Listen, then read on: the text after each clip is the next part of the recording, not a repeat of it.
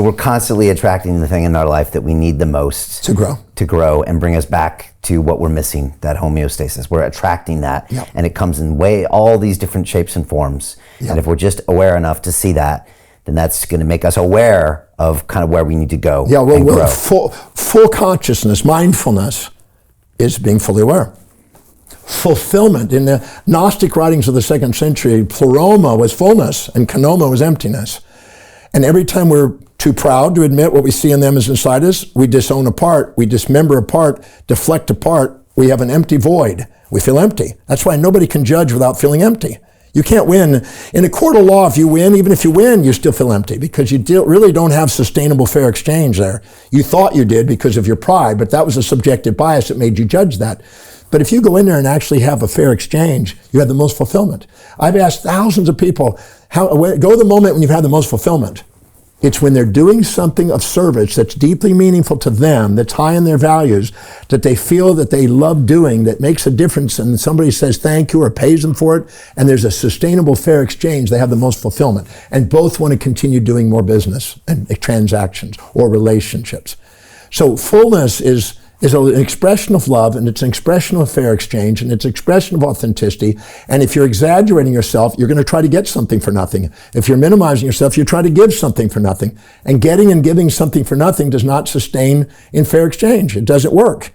And so that's why the altruists are basically attracting the narcissist to teach them the sides to make it happen. I was speaking at a peace conference, right? And there were 200 people, and the media was everywhere, and Muhammad Yunus was there, and the Dalai Lama was there, all these different people there, and I was one of the speakers. And there were 6 different causes that they were trying to solve, and hunger and water issues and pollution and global warming and all this stuff. And I met with this one group on Thursday night, and I went to dinner with them. These are all the do-gooders that had no business, no finance, everything else, and they depended on the capitalist. So these are we found a solution, but we just want to do good. They're altruistic. And behind the scenes, they're cursing about these capitalists, these greedy bastard capitalists over there. They're just, all they want is money and everything else. And they don't care about destroying the environment. And they're like that.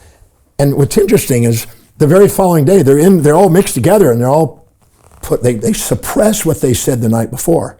The next night, I'm meeting with some of the capitalists, the investors. And they're going, those do-gooders, we got to have a portion of our company go like that for our brand recognition and everything else. And they're criticizing these people. But when they're in the room, they're all putting on a facade. And I said, I'm asked to be speaking now. I deal with peace and sustainability and stuff, and I get up and I just shatter everything. I'm like, they never asked me back. And so I get up there and I said, I think the purpose of this program is about sustainability, but I'm going to make an observation and share the instability of what I see here. I said, here's a group of people over here that they're basically non-sustainable. They come up with a solution. They're sacrificing themselves for others. They devalue themselves.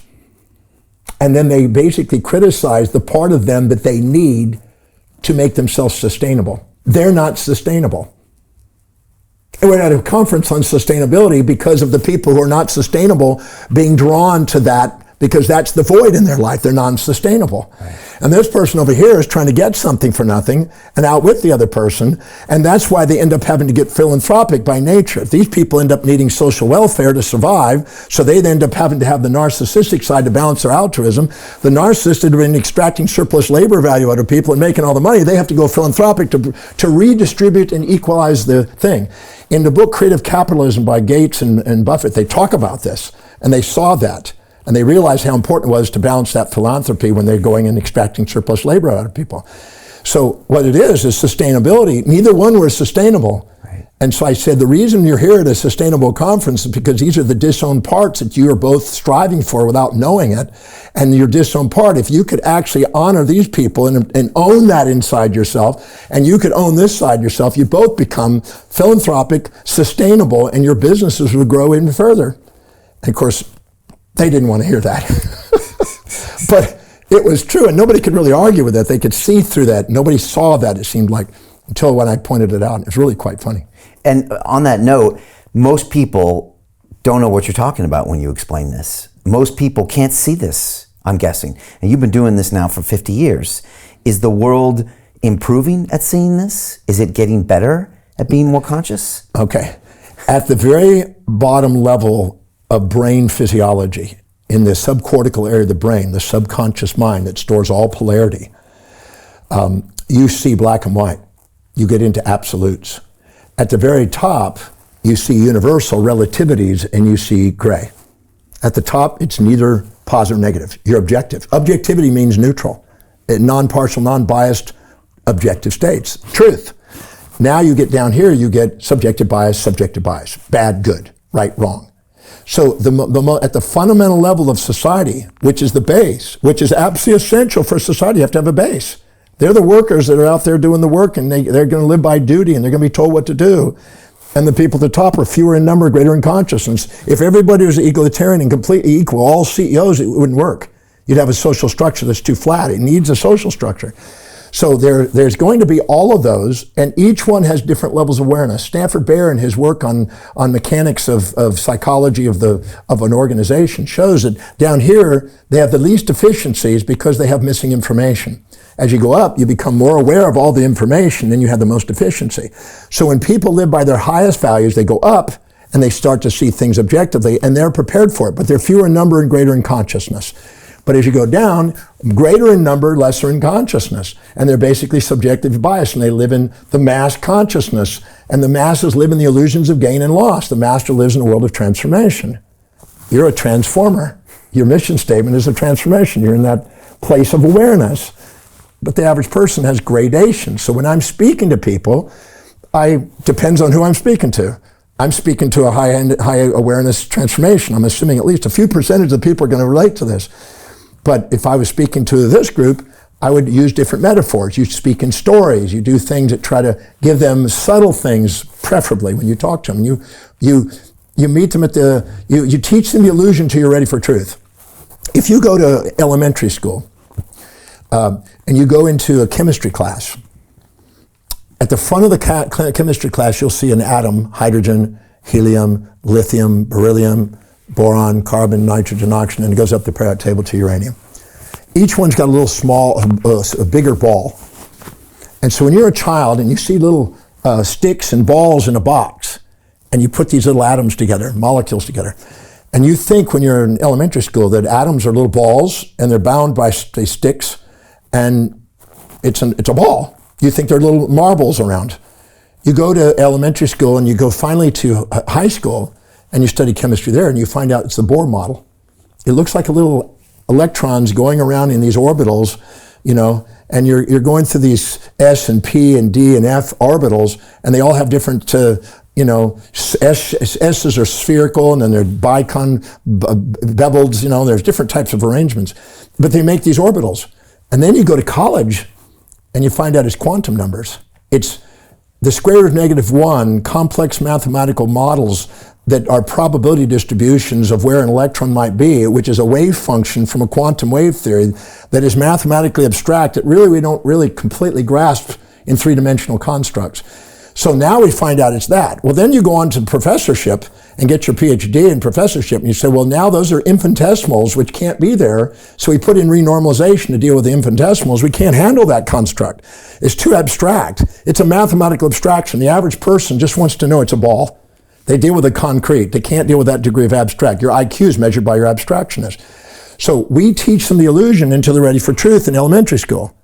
We do the same thing in religion. We teach them that it's black and white, you're going to have heaven and hell, until you finally realize it's all love at the highest level. And there's nothing out of order, and there's a divine presence. And it's not an anthropomorphic limited construct. It's a universal scheme here. And how could it be limited to a language or a location on a planet that's an infinitesimal? It's a universal scheme. It's the laws of the universe.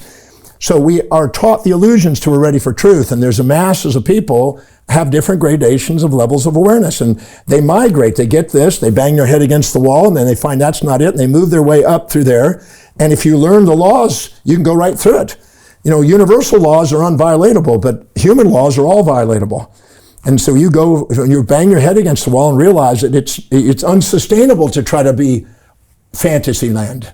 So you eventually get enough symptoms to guide you there, or you break down and your atoms are used by other organisms that are more efficient to move up. So evolution keeps moving, whether you like it or not. You're going to be moving into a greater degree of awareness.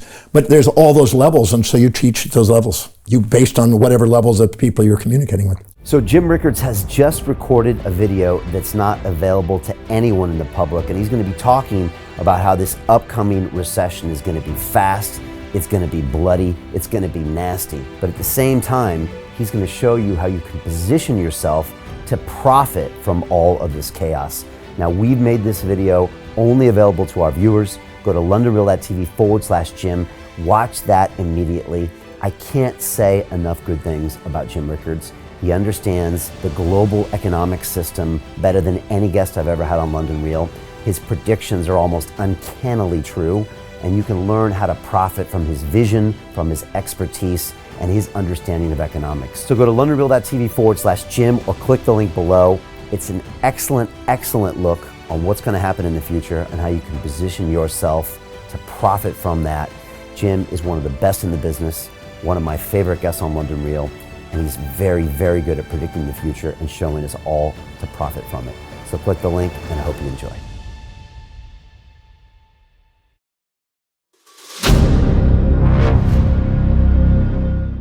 I'm looking for partners, collaborators, colleagues who want to join forces with me around the globe and create real value, generational wealth, and financial freedom for everyone else around the world. Get involved in the cryptocurrency markets, get involved in the NFT markets. This is your moment. Life all comes down to a few moments. Don't let this pass. Now it's not too late. Next year's going to be too late. Ultimately, this is about freedom. That's the way I see it. This is about giving power back to the people and enabling billions of people worldwide to use the financial markets to improve their lives and those of their friends and their families and their communities. Honestly, I think it's a violation of human rights not to allow people basic access to financial services. Because right now people are being kept in the dark, they're being robbed of education, and it's a travesty. And so I'm looking for people that want to join me and be a part of this solution. And that all happens inside the DeFi Academy. The gains my students are making are absolutely amazing. Double, triple digit gains in the first month alone. That's amazing.